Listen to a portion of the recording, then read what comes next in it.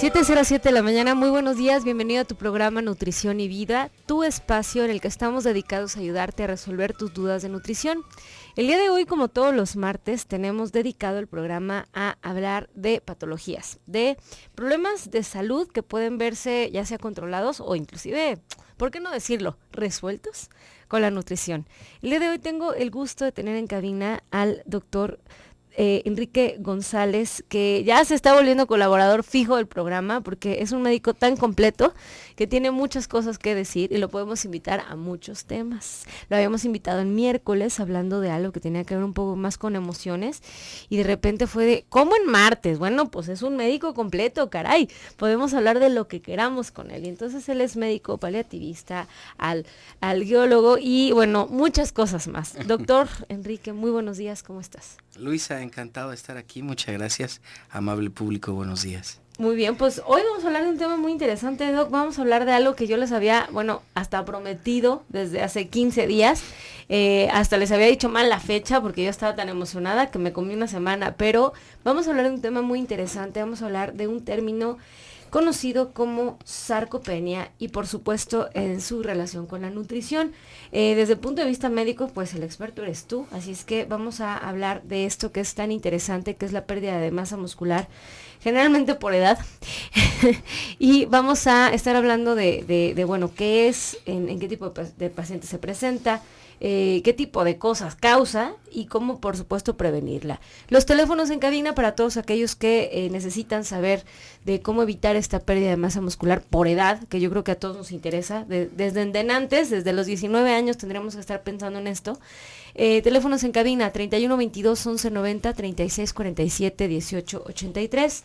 Puedes mandar tus mensajes por celular a través de mandando la palabra XEBBB, deja un espacio, escribe tu mensaje y mándalo al 30500. Puedes comunicarte con nosotros a través de WhatsApp. El día de hoy sí tengo abierto yo aquí el chat. También está Rosy Muñoz con el teléfono en las manos, a quien por supuesto agradezco que esté atrás de los micrófonos, a Toño atrás de los micrófonos también, para hacer que toda esta información llegue a tus oídos. El WhatsApp 333-822-3208. Síguenos en Facebook a través de Mujer El Sexto Sentido, en Twitter a través de Radio Mujer 1040 o en el Twitter del programa Nutrición Vida 1, a través de Audio Now en el teléfono 89 927 466 65 y puedes descargar la aplicación móvil para escuchar Radio Mujer hoy en tu dispositivo Android a través de Google Play de manera gratuita. Y bueno, pues el día de hoy es nuestro, el programa, todo es nuestro, Doc, así es que vamos empezando. ¿Qué es la sarcopenia, doctor? Gracias. Pues inicialmente, derivando de la etimología griega, sarco significa carne y penia significa pérdida o pobreza. Literalmente es la pérdida de la masa muscular, pero a la vez también de la fuerza, ¿de acuerdo? Está relacionado principalmente con una pérdida de proteína. Recordemos que el ser humano a partir de los 30 años inicia teniendo una pérdida mínima de masa muscular. A partir de los 50 años se cree que anualmente se pierde de 1 a 2% de la masa muscular. Entonces ya identificando esta parte, podemos darnos cuenta cuál es la importancia de a partir de la edad de los 50 años, incluso desde antes, para poder mantener una buena condición de vida, ¿no? ¿Y por qué se pierde? Simplemente por el mismo deterioro, el envejecimiento o la evolución del ser humano es capaz de someter o mantener mucho más depósito de grasa y no asimilar metabólicamente de la misma manera a la proteína, que es la proteína es una sustancia que nos va a ayudar a mantener, o una molécula que nos va a mantener los tejidos, la estructura de cualquier tejido, principalmente los músculos. Sí. Y relacionado con trastornos de ingesta, con cosas que hablaremos un poco más tarde, ¿no? Claro, pero entonces, bueno, a mí me gusta explicarles a mis pacientes que nos imaginemos como una especie de triángulo en la vida, ¿no? Ajá. Entonces, cuando somos chiquitos estamos como en una de las esquinas del triángulo y somos unos bebés, y los bebés estamos hechos primordialmente de grasa, ¿no? Somos unas bolitas de grasa y conforme vamos aumentando en edad, es decir, si vamos subiendo en el pico del triángulo, vamos modificando nuestros porcentajes de grasa y músculo. Entonces va cambiando hasta que llegamos a nuestro pico máximo de proporción, por así llamarlo. Sí, claro. Pero luego empezamos a caer del otro lado del triángulo, ¿no? Donde empieza a haber una mayor cantidad de masa muscular, de masa grasa, y empieza a disminuir esta cantidad de músculo. Y entonces es ahí donde tenemos que empezar a hacer todos los esfuerzos habidos y por haber por mantener esta masa muscular activa, porque bueno, pues así va el triángulo, vamos a pensando para adelante, literal, ¿no? A menos de que seamos el de la película esta que va para atrás, pero bueno, que no es el caso, ¿no? Entonces, sí es importante pues dejar claro que esto va a pasar, si eres humano sucede, y que vamos a tener que buscar cuáles son aquellas razones por las cuales tenemos que empezar a entender que la masa muscular se pierde y cómo le vamos a hacer para mantenerla. Ahora, Doc, platícame, ¿en qué tipo de pacientes se va a dar este tipo de pérdida? Prácticamente en todos los seres humanos. Sin embargo, está muy de cerca con algunas patologías catabólicamente activas. ¿Esto qué significa en español? Que ese tipo de padecimientos nos harán que gastemos más de lo que consumimos, por una parte, y que algún trastorno, entre otros digestivamente hablando, trastornos de la dentadura, hongos en la boca, trastornos digestivos, esofagitis, colitis, gastritis y las citis digestivas, nos harán que no coman o no comamos con tanta calidad y tampoco cantidad, y eso nos va a ocasionar disminución al menos en el aporte, y por lo tanto no nos movemos, no activamos las fibras musculares encargadas de también reactivar el proceso de insulina, entre otras cosas, y literalmente pues ahí va a empezar a disminuir la masa, el tamaño y por supuesto la fuerza de los músculos. La fuerza de los músculos, entonces va como por dos lados, por un lado la pérdida de masa muscular normal por edad, y por otro lado podría ser por no estar recuperando o no estar teniendo la materia prima para crear estas fibras, ¿no? Entonces, bueno, quédense con nosotros el día de hoy platicando de un tema muy interesante, sarcopenia y nutrición, en tu programa Nutrición y Vida en el 1040 de AM. Quédense con nosotros, Austin, recuerda que nos estás escuchando a través del 95.1 de FM. Regresamos.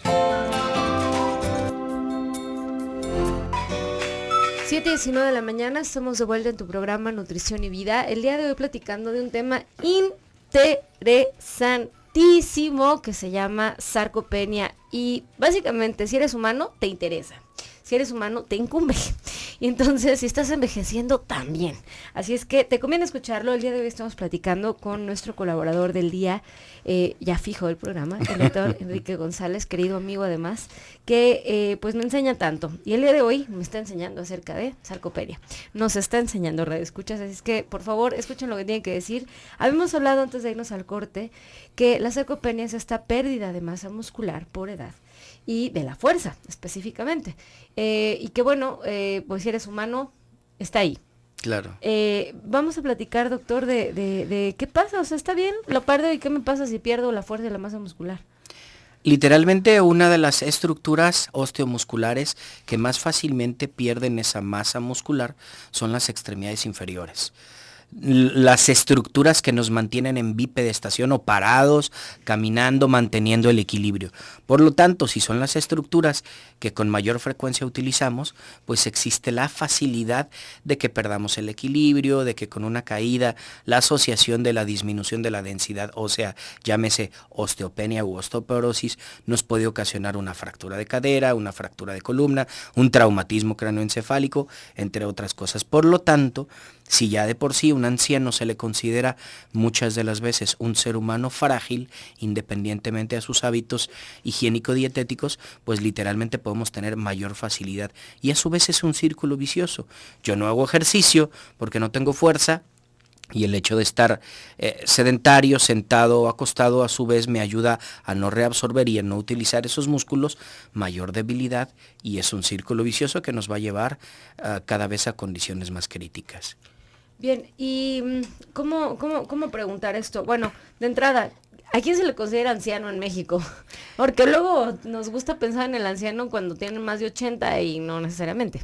No, literalmente lo vemos como el INAPAM lo identifica legalmente a partir de los 60 años que nos dan o les dan, ¿no?, su credencial para poder incluso tener muchísimos beneficios legales incluso. Pero a partir principalmente de los 70 años tiene una prevalencia mucho más importante de la pérdida muscular. Por lo tanto, entonces, a partir de los 70 años podemos identificar literalmente un anciano. Perfecto, entonces todos aquellos que se estén identificando con este grupo de edad, pues más atención, ¿no? O que tengan a alguien de ese grupo de edad, hay que poner atención. Bien, entonces lo que tenemos que hacer es pues no caer en este círculo vicioso, según estoy entendiendo. Literal. O sea, tratar de mantener la fuerza a través del no sedentarismo y a través de una ingesta, pues por supuesto adecuada, ¿no? Ahora, doctor, ¿cuáles serían, hay algún grupo de población o algún tipo de paciente en especial que tenga una mayor pérdida muscular o se va a dar simplemente porque somos humanos? Algunos artículos refieren específicamente que en cuestiones de género el varón puede perder mucho más estructura muscular. No hay algo referido específicamente porque la mujer se entendería que por el proceso de menopausia pierde la actividad hormonal que es básicamente indispensable, la síntesis de estrógenos y de progesterona, específicamente estrógenos, que harán que también el uso de las proteínas, la insulina, el aumento de grasas, colesterol, triglicéridos, pueda ser capaz de producir una facilidad para que pierdan la masa muscular, en pocas palabras, ¿no? Pero insisto, es una condición que a partir de esa edad ya muchos dientes perdimos y necesitamos placas, hay lesiones o hay fricciones en la boca, nos duele, no comemos igual o no nos gusta y como tenemos además menos actividad, no necesitamos tanto alimento y nos hacemos vegetarianos, incluso veganos, y hay condiciones de proteína que por desconocimiento no las ingerimos de manera adecuada. Y eso nos puede ocasionar también una pérdida muscular o de proteína, literalmente. Bien, entonces la recomendación va por dos lados, ¿no? O sea, de un lado tenemos que hablar del movimiento y del otro lado tenemos que hablar de las ingestas. Entonces, ¿por cuál quieres empezar? Pues por favor, la experta me podrá hablar de nutrición. Vamos a hablar rápido del movimiento. ¿Cuál sería la recomendación para mantenernos con una masa muscular, digamos que sana? Mira, ¿a ejercicio se refiere o actividad física se refiere? La literatura que a partir de los 50 años refiere que al menos 30 minutos entre 3 y 5 veces por semana. 150 minutos a la semana sería ideal. No necesitamos hacer un ejercicio de irnos al gym y levantar 50 kilos de peso. Simplemente hacer una caminata ardua que nos pueda permitir tener realmente una actividad física para quemar calorías, pero también para activar las fibras musculares tipo 1 y tipo 2, que estarán relacionadas también con la utilización de la proteína y la reabsorción, el uso de insulina, etcétera. Aterrízanos esto de las fibras tipo 1 y tipo 2. ¿Qué significa esto de las fibras? Pues tenemos diferentes tipos de fibras en el músculo. Las fibras tipo 1 que tienen que ver con el proceso oxidativo, o sea, el proceso de envejecimiento y de desgaste, y las que tienen que ver con el proceso glucolítico, que son las fibras tipo 2. Entonces, bueno, las dos, si nosotros activamos las tipo 2, estamos utilizando también insulina, entre otras cosas. Y las tipo 1, estamos evitando de cierta manera que la condición de envejecimiento de esas fibras, que son sobre todo las estructurales, las que nos mantienen en equilibrio, pues nos puedan ayudar a mantenerlas fijas o con relativa fuerza para evitar pérdidas de equilibrio y evitar condiciones de disminución de la masa prácticamente. Así de sencillo, ¿no? De hecho, yo les platicaba ya, yo creo que desde el año pasado yo te decía fuera del área, Doc, sí, que hablamos de este tema como hace un año porque salió en la revista de Cuadernos de Nutrición, que es la publicación pues de la Federación. La portada fue sarcopenia y obesidad. Y entonces todo el mundo fue de, ¿y eso qué es? Bueno, es la pérdida de masa muscular y además sumado con un acúmulo de grasa específicamente visceral. Y entonces me preguntaban que qué pasaba con esto, ¿no? Y bueno, yo les decía, tiene que ver con dos cosas: no te mueves y no comes lo suficiente, así de fácil. O que comes más bien. Y se suma al proceso de envejecimiento, ¿no? Y salió publicado por ahí en esas fechas un PDF bueno, digamos que salió al público las recomendaciones de la Organización Mundial de la Salud, que se publicaron desde 2010, pero en ese momento habían salido como que publicadas, digamos que cerca de la fecha.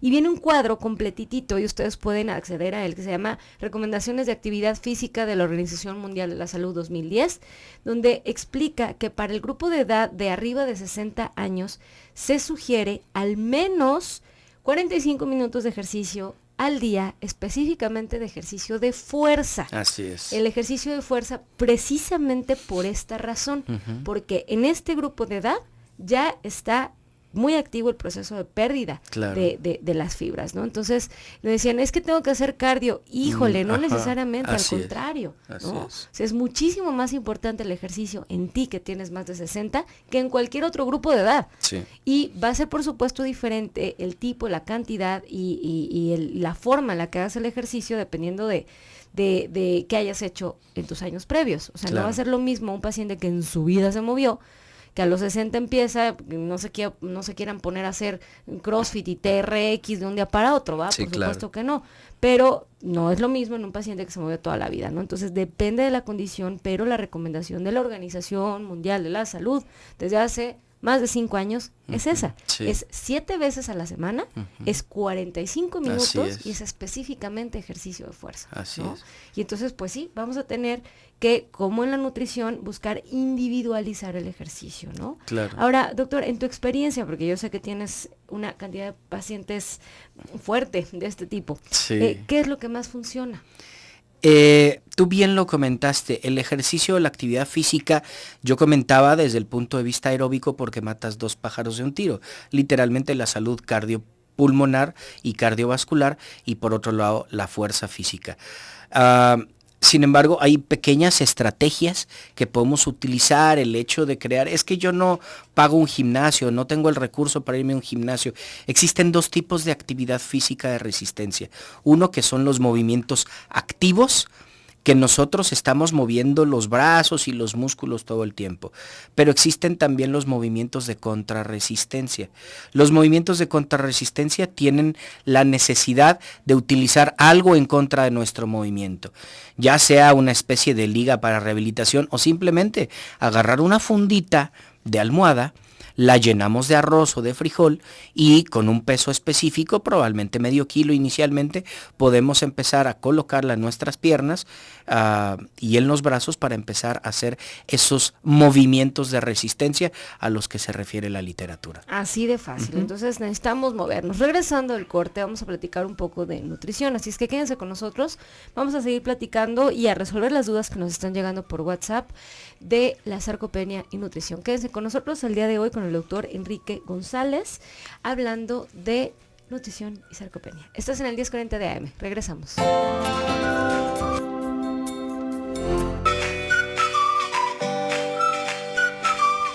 7:34 de la mañana, estamos de vuelta en tu programa Nutrición y Vida con muchas dudas, lo cual me da de verdad mucho gusto. Yo sé que ahorita es una época un poco rara porque entre que ya no se paran temprano, ya no llevan a los niños a la escuela, nos escuchan en repetición, pues ya no nos pueden preguntar tanto. Pero la verdad es que me da mucho gusto que haya curiosidad acerca del tema y bueno, pues un tema tan importante, porque luego nadie nos habla de esto, ¿no? Ya acabamos a los 60 años con fracturas, con mucha debilidad, ya no nos podemos moverlo y no hayamos qué hacer. Y bueno, pues la solución está aquí. Hablábamos entonces del ejercicio, ¿no? Que por un lado tiene que ver con la ingesta, por otro lado con el tema del ejercicio. Y en el ejercicio nos decías de manera muy puntual, Doc, que tenemos que combinar el ejercicio, tanto de manera aeróbica como de manera anaeróbica, o sea, ejercicio cardiovascular y el ejercicio de fuerza. Específicamente en la resistencia, hablando de que hay 2 tipos, el ejercicio activo, que es movernos, y el otro sería el ejercicio de contrarresistencia, que es hacerlo en contra de algo. Así es. Y entonces nos pregunta por aquí de una vez Dolores Chávez de la Colonia Guadalupe, dice, ¿qué ejercicios puedo hacer? No tengo ninguna enfermedad, solo camino de vez en cuando, pero me interesa mucho el programa y quiero comenzar por algo. No tengo sobrepeso. ¿Cuál sería la recomendación para Dolores? Dolores, buenos días, muchas gracias por tu interés. Me encantaría inicialmente hacer una evaluación específica para ver también tu salud cardiovascular, si tú así me lo permites, y podemos entonces identificar qué tipo de movimientos podemos sugerirte para que tú tengas una menor pérdida muscular conforme pasen los años. Claro, y muy importante hablar de lo que hablábamos fuera del aire, de, bueno, los huesos también son importantes, ¿no? ¿Cuál sería la recomendación también para este tipo de pacientes? Pues literalmente la alimentación, que volvemos a lo mismo, pero también el exponerse al sol, entre otras cosas, la absorción de vitamina D, y es importante realizar entre la evaluación las densitometrías óseas anuales. Mínimo. ¿A partir de qué edad, doctor? A partir de los 30 años. Muy bien. A partir de los 30 años, lo siento, para todos aquellos que nos están escuchando, una densitometría ósea es un estudio muy sencillo y lo que hace es saber qué tan poroso está tu hueso. Y te conviene saberlo desde antes para no andar con problemas después de osteopenia, ¿no? Claro. Que se soluciona de manera relativamente fácil, o sea, con un consumo adecuado de calcio en la dieta, probablemente con una suplementación específicamente de D3 o con una buena exposición y una cuidada exposición al sol, ¿no? Que ya eso es tema para otro día. Pero bueno, ahora sí, Doc, platícame, ¿qué vamos a hacer con respecto a la ingesta?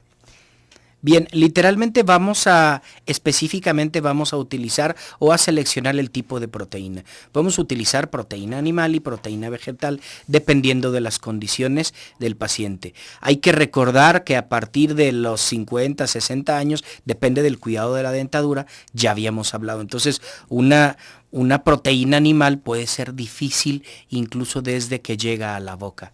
Entonces hay que identificar qué tipo de proteína por las condiciones, individualizar a cada paciente, analizar su dentadura, la posibilidad de tener algún proceso infeccioso en la boca o en las encías, gingivitis, esofagitis, entre otras cosas. Por lo tanto, la proteína de origen vegetal puede ser también una fuente importante para poder evitar o disminuir estos procesos de sarcopenia. Perfecto, entonces tenemos que entender que hay dos fuentes.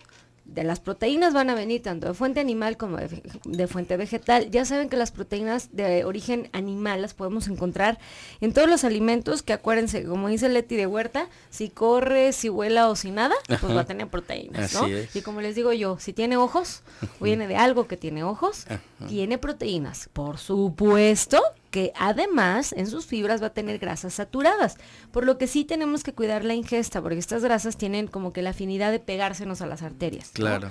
Pero no quiere decir que sea la única fuente. También existe, como bien decías, la fuente vegetal, que aquí sí va a ser muy importante puntualizar y recordar y ponerse a buscar ahí los programas, que lo tenemos muy hablado esto, que hay formas de manejar la mejor proporción de las, digamos que de los aminoácidos para tener proteínas completas. Lo hemos dicho infinidad de veces, hay una mezcla muy específica de los grupos de alimentos para crear proteínas completas, que se llama cómo aumentar el valor biológico de las proteínas, que es en la combinación cereal-leguminosa.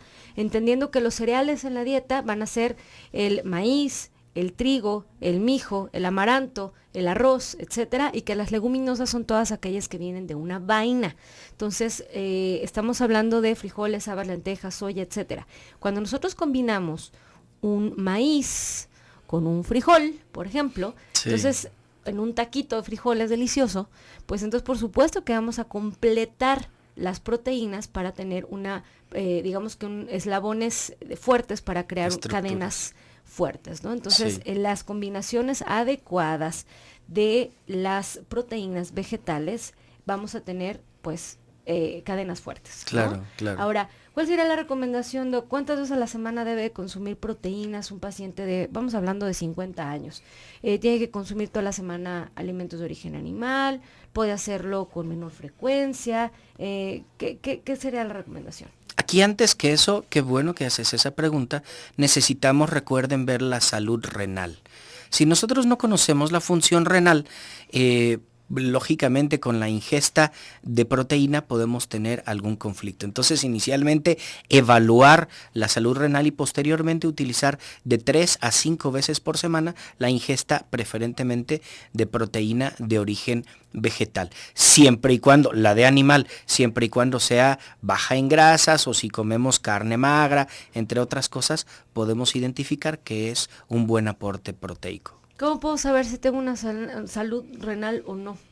Pues literalmente podemos hacer estudios. El simple examen general de orina es muchas veces el inicio de este tipo de estudios. Se está tirando proteínas, hay hipertensión arterial, qué tipo de condiciones se están llevando a eso, un ultrasonido, una depuración de urea y creatinina de 24 horas, pero vámonos siempre por lo más simple y lo más sencillo, el examen general de orina y alguna revisión física, tanto interrogatorio como exploración física completa, integral y absoluta. Entonces, la respuesta a la pregunta que con mucha frecuencia nos hacen, Doc, es ¿cuál proteína me tomo y cuánta me tomo? No es tan sencilla, porque la recomendación no es la misma para cualquier paciente, porque siempre se los digo, es que me dicen, es que cuáles vitaminas me tomo o cuál proteína me tomo, aunque sea, háganse un general de orina.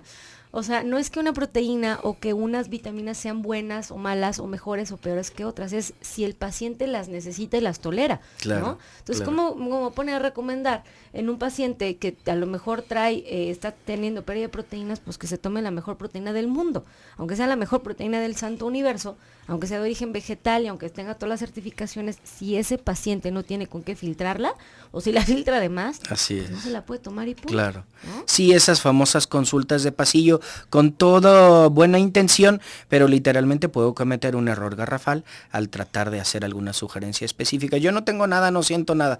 ¿Realmente es así? Entonces sugiero una evaluación por su médico de cabecera para poder identificar perfectamente su condición renal y cardiovascular para la administración o la ingesta de proteínas o algún suplemento específico de proteínas en caso de ya presentar alguna pérdida muscular. Entonces, de aquí de verdad hacer hincapié todos aquellos que estén yendo al gimnasio y que la proteína que bien bueno, no sé qué, claro. Aunque es un general de orina, caray, de verdad. Sí. Créanme, en México es mucho más común, y lo hemos hablado infinidad de veces en el programa, mucho más común que en otras poblaciones, los problemas renales. Entonces hay que identificarlos y tienen solución siempre y cuando sean identificados a tiempo. Claro. Entonces, un general de orina, una química sanguínea de 3, sanguínea, aunque sea, la presión y una revisión del médico para saber que no hay ningún riesgo de que se me vaya a romper un hueso por ahí. Así cuando es. empiece a hacer mi CrossFit o lo que sea, ¿no? Entonces, bien, ahora, Doc, platícame, además de las proteínas, o sea, ¿con solo el consumo de proteínas la voy a librar o necesito algo más?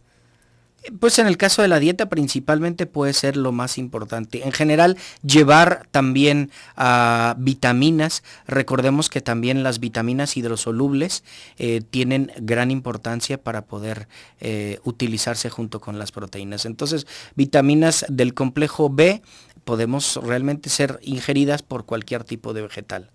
Y por supuesto también empezar a consumir carbohidratos de origen, digamos que complejos, porque digamos que las proteínas van a ser, si lo comparamos con una pared, pues las que sean los ladrillos, ¿no? Pero la mano de obra tiene que venir a partir de carbohidratos complejos. Así es que bueno, quédense con nosotros regresando del corte. Vamos a seguir platicando acerca de sarcopenia y nutrición en el 1040 de AM. Quédense con nosotros, regresamos. 7:49 de la mañana, estamos de vuelta en tu programa Nutrición y Vida. El día de hoy platicando un tema increíblemente largo que se llama sarcopenia y nutrición, que ya habíamos dicho, es la pérdida de masa muscular por edad. Y bueno, pues muchas dudas, Doc. La verdad es que creo que ahorita vale la pena que les resolvamos las dudas al público, porque pues nos da como para una semana de estar hablando de esto. ¿Tan poquito? Tan poquito, más de una semana. Pero bueno, ya dijimos entonces que tenemos que contrarrestar esta pérdida de masa muscular por edad, desde los 30 años, sí. Con el ejercicio que tiene que ser tanto aeróbico como de resistencia. Así es. Y hablamos también que tenemos que tener una ingesta adecuada de proteínas y que esta ingesta tiene que venir tanto de origen animal como vegetal. El cómo se decide eso, por supuesto, va a tener que ver con la función renal del paciente. Entre otras cosas. Y entre otras cosas, ¿no? Entonces se tienen que hacer evaluaciones completas antes de empezar a sugerir pues el consumo de alguna u otra vitamina o de alguna u otra proteína. Entonces, claro. En general recuerden que el consumo de proteínas como más adecuado es la recomendación es de 1 gramo de proteína por kilo de peso, sí. En paciente normal, pero esto puede modificarse desde 0.6, bueno, ya no se usa el 0.6, pero de 0.8 hasta 2 gramos de proteína de peso según función renal, ¿no? Entonces, bueno, pues... Y relacionado con el peso magro, porque si estamos con sobrepeso u obesidad, no vamos a dar los requerimientos relacionados con el peso real, sino con el peso ideal. El peso ideal. Entonces, bueno, muchas dudas. Por aquí nos dicen a través de WhatsApp, por aquí dice, la primera duda, Luisa, tengo 52 años y dice, ¿me ayuda a tomar proteína en polvo para hacer masa muscular? También hago ejercicio todos los días. ¿Qué le puedes contestar a aquí a nuestro 1214 termina el número. 12-14, bien. Literalmente sí, por supuesto, esa ingesta, siempre y cuando a partir de una determinada edad y exista ya un diagnóstico específico de 2 desviaciones estándar, que no lo habíamos comentado, relacionados con un adulto joven de la misma raza, podemos identificar que hay sarcopenia. Entonces, la proteína en polvo o la proteína exógena relacionada con un suplemento puede ser necesaria en caso de mezclarla con lácteos incluso o con agua, simplemente pueden ingerirlo sin ningún problema. Recuerden que hay como diferentes fuentes de las cuales podemos conseguir proteínas en polvo. Existe el caseinato de calcio, existe la albúmina de huevo, existe el suero de leche, inclusive, y bueno, dependiendo de cada paciente, pues va a ser el tipo de proteína y la cantidad que va a necesitar. Exacto. Específicamente después de ejercicio. Sí. Y luego por aquí nos dice que si puedo hablar aceite de los beneficios y los usos del aceite de coco. Fíjate que sé que hay una muy buena mascarilla para el uso, para el aceite de coco. Miren, en el aceite de coco hay como 2 características que viven juntas, que normalmente no viven juntas. Por un lado, el aceite de coco tiene unas cadenitas cortas, que significa que tiene como pase VIP a través del intestino, o sea, no tiene problemas para traspasar la barrera intestinal, pero por otro lado sigue siendo es una grasa cuya característica principal es que es saturada. Eso significa que tiene la afinidad de pegársenos a las arterias, y entonces en general para su consumo no se recomienda. A pesar de que se mantiene estable a temperaturas altas, sigue siendo una grasa saturada, que no está recomendada, digamos que en exceso en el consumo de los pacientes, sobre todo mexicanos, ¿no? Entonces, bueno, nos preguntan también por aquí, dice 2 preguntas, que si hay beneficios serios en el alga espirulina. Sí, mientras esté certificada, tiene que ser una alga espirulina certificada. Y la clorofila líquida, pues te voy a decir que yo no he visto estudios como muy serios acerca de la clorofila, así es que no podría en este momento opinar acerca de eso, pero lo podemos investigar.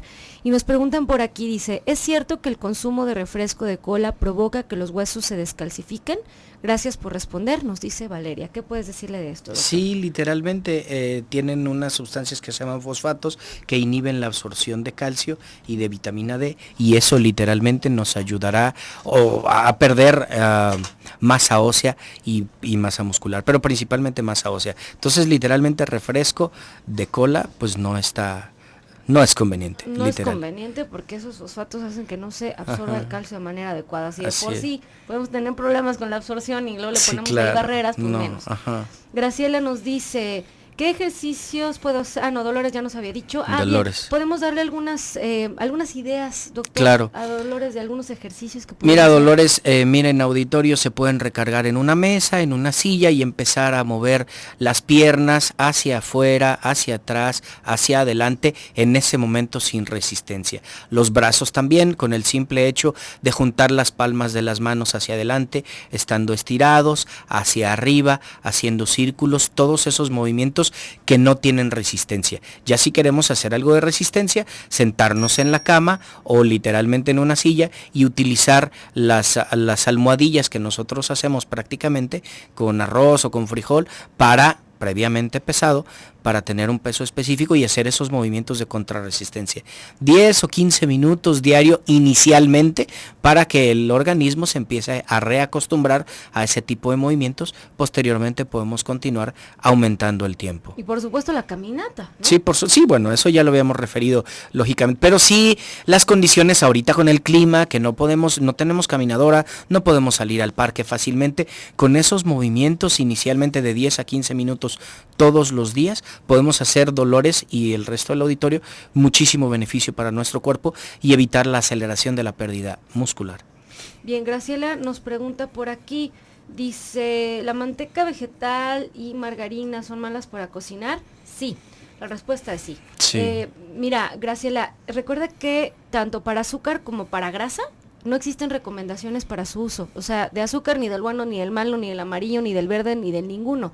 No hay recomendación del uso de azúcar en el paciente mexicano, no existe. Entonces, el punto es acostumbrarnos a no consumirlo. Puede haber una especie de escalera en la que vayas dejando los azúcares, de igual manera con la grasa. Claro. No se utilizan aceites para cocinar, no se deben de utilizar, se tienen que empezar a cambiar las técnicas de cocción y acostumbrarnos a utilizar a la plancha, asados, al horno, al vapor, baño María, etcétera, o crudos, inclusive, no estábamos hablando de las carnes, ¿verdad? Estamos hablando de los vegetales, pero en general recuerda que los ingenieros en alimentos que han venido a platicar aquí nos dicen que la recomendación es el uso del aceite de aguacate si lo vas a necesitar, ¿no? Pero en general no te acostumbres a él. Graciela también nos pregunta, nos dice, ¿dónde encuentro la vitamina D3? En GNC la vende.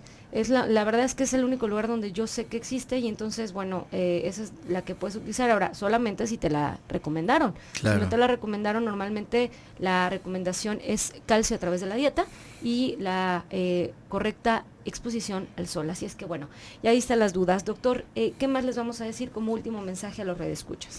Bien, pues literalmente prácticamente toda nuestra vida debemos de acostumbrarnos a mantenernos activos, ¿de acuerdo? Como decía Luisa, literalmente 45 minutos, 7 días de la semana, mínimamente 30 a 150 minutos por semana, podernos mover. ¿Para qué? Para activar sobre todo la insulina y el resto de las condiciones de activación de fibras tipo 1 y tipo 2 de los músculos y también la ingesta. Si nos movemos y no ingerimos lo suficiente, pues vamos a perder, lógicamente. Entonces, movernos y alimentarnos, en pocas palabras. No, o sea, así de sencillo y entender que nos va a pasar por edad.